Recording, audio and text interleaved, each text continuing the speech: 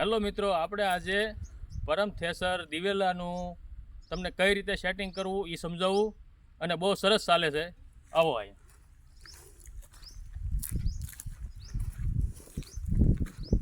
જો આજે તમને બતાવું. જો આ છે કટર જાળી, આમાં કોઈ જાતનો બોલ નથી આવતો ક્યાંય. આ બધે આમ લાઈન બધે ક્યાંય જાતનો સામેની સાઈડમાં ક્યાંય બોલ નથી આવતો.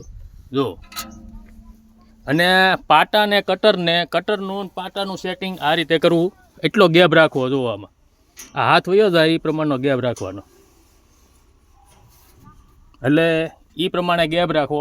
અને આમાં ક્યાંય પણ જાતનું ક્યાંય પણ બોલ નથી આવતો. જોવામાં આખું ડ્રમ છે, ડ્રમ એમનું ખુલી જાય છે, ક્યાંય પણ જાતનું આવતું નથી આ બધું એ. અને આ છે દાણાનું એલિવેટર. આ છે કાંધાનું એલિવેટર, જે આપણે દોડી આવે છે તે. આમાં કોઈ પણ માણસની જરૂર નથી પડતી. આમાં એક પણ ખાલી ઓરવાવાળા નાખવાવાળાની જરૂર પડે છે. અહીંયા બે સાવણા આવે છે, આની નીચે બે નાના સાવણા આવે છે.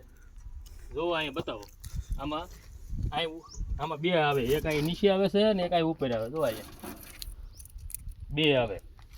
અને અહીંયા 11 નંબરનો સાવણો આમાં ઉપર ચડાવવાનો, આની નીચે 9 ને 10. કાંઈ પણ જગ્યાએ ચાર પણ ફેરવવાનું થાય ત્યારે 9 ને 10 આ બે બદલવાના. જો આમાં આ બે બદલવાના, ઉપરનો સાવણો નથી બદલવાનો, આ બે જ બદલવાના છે. આમાંથી એક કોઈ નથી બદલવાનો, આ બે બદલવાના ખાલી. અને આ પતરા છે, પતરાનું હવાનું સેટિંગ કરવાનું. આ પતરેથી અહીં નીચે અહીં નજીક લઈ દે.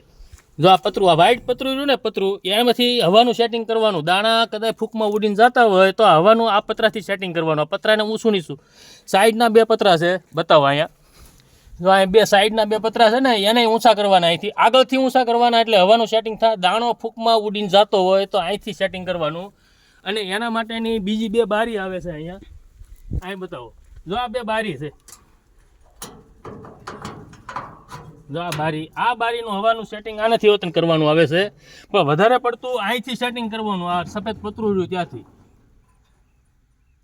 અને હંમેશા થ્રેસરને આ સેસિસ લેવલમાં રાખવી, આમ સીધી લેવલમાં રાખવાની, એટલે એનું રિઝલ્ટ બહુ સારું આવે.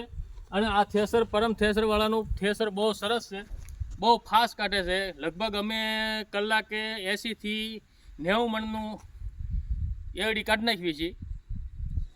અને કોઈ પણ માણસની જરૂર નથી પડતી. રિઝલ્ટ બહુ સરસ આવે છે આમાં.